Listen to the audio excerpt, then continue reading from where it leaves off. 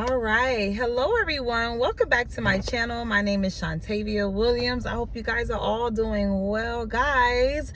It's Wednesday. It's another great day to witness God's glory. This is the day that the Lord has made. I shall and I will rejoice and be glad in it. I hope you guys are all doing well. So today I want to speak to you all about idolatry, right? And so idolatry is a little more common than we think. Idolatry does not necessarily have to be you have this secret, closet and you have like this shrine in it of a God that you made or created, right? It doesn't have to be that. What do I mean by that? Idolatry but idolatry is anything that we put before God. Anything that we revere, honor, and we put in place first before God. It does not matter what it is. You can make the gym your idol, where if that comes before, and that's how you're able to differentiate. But if that comes before God, then you have made that your idol. If we can idolize marriage. If you have made that, if that is priority, and if that comes before God, then you have made marriage an idol. You can make your husband an idol. You can make your wife an idol. You can make celebrities. We see this all the time where people idolize celebrities. People who don't even know they exist, don't even know they're alive, don't even know that they're breathing, and honestly probably don't care. And you have people who they go out of their way, they invest so much money, everything trying to look like them, be like them, idolizing this individual. That's idolatry. Anything that is put before God. Anything.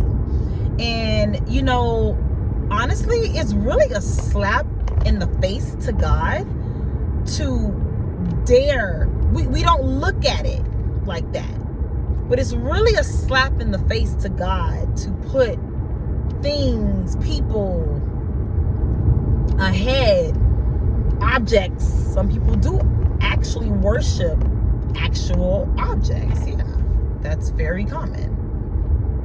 Happens all the time. But it's such a slap in the face. I mean, to put everything above the very thing that gave you breath. That you don't pay for, by the way. It's free, and so it's important as believers to always constantly check that. What's the thermostat on that in this walk? I had to kind of have this moment with myself, like, okay, hold on, chill out on this. Seek ye first. What does it say in Exodus? I'm going to read it. Thou shalt have no other gods before me. God means nothing should come before him. Nothing and no one. And we'll say, oh yeah, I know. And then be right there like idolizing everything but. Oh God, I can't do your work right now. Oh God, I can't do this right now. Oh yeah, God, I can't read the Bible right now. Work can even be idolized. Work, career. Yeah. So what's important for us to, again, check our thermostat on that. Where is that? What does that look like for you? Is God second to everything else that goes on in your life? Do you get to God when you get ready? Oh, I don't have time right now to pray. What? Oh, I don't have the time right now to read my Bible. Huh? What you mean? You better make some time. Excuse me?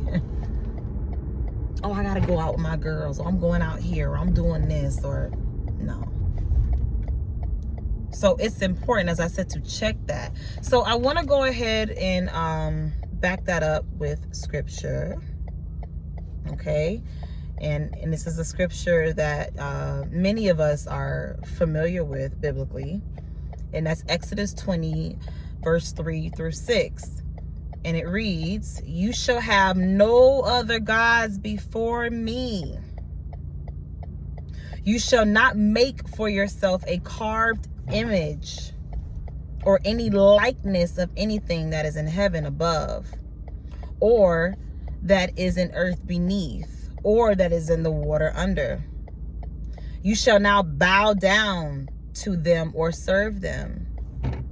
For I, the Lord your God, am a jealous God." God like, wait, I know you ain't putting that in front of me. Okay?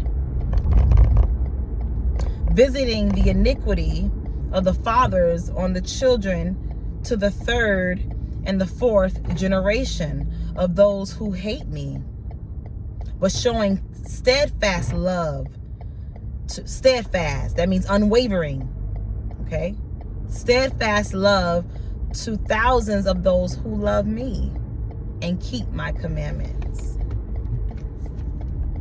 Okay, you know, it's important. Let's go ahead and let's go a step further. Let's go down to 1 John chapter 5, verse 21. When it says, "Little children," and when he's speaking about little children, he's speaking about us being his children, "keep yourselves from idols." Meaning keeping yourself from trusting in idols, obeying in, revering idols. You are only to revere and be obedient to the Lord thy God. Let's go down to Psalms 115, verse 4 through 8. "Their idols are silver and gold, the work of human hands. They have mouths but do not speak, eyes but do not see." Hello, in other words, God's trying to say I'm the living God, the true and living God. Okay. They have eyes but do not see. They have ears but do not hear. They have a nose but do not smell. But they do not walk, and they do not make a sound in their throat. Those who make them become like them. Ooh, dead. That's what he's saying. Dead. Spiritually dead. Yeah.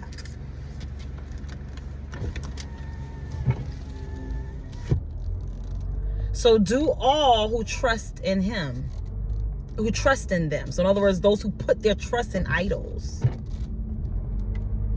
Okay. So again, that was just a couple of scriptures and you all can look them up for yourselves. But let's check that. Let's not have anything or anyone before God. God is a jealous God, and rightfully so. Honestly, you know, it's so funny, right? Because you know, this walk with God and as God's children, this is a parental walk, right? You know, father child, right? And so I'm just gonna tell y'all a little story. So Sky, my daughter, she did a talent show. And she did amazing in the talent show. And I was just so proud of her. And I was just loving up on her.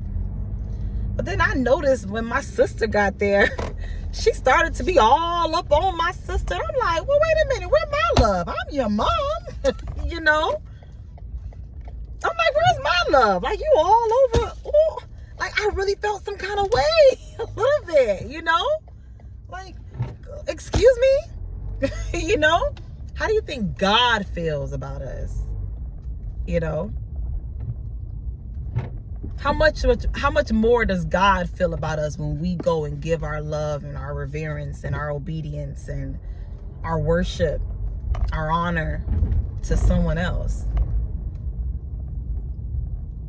You know, I'm her mother. I was just her vessel she came through. I ain't God. You know, I'm not God in that sense, right?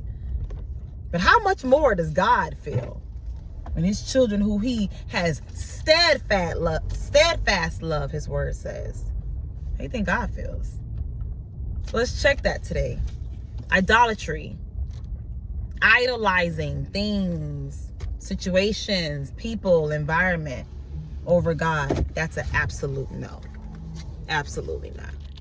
Okay? I love you all, and until my next video, bye.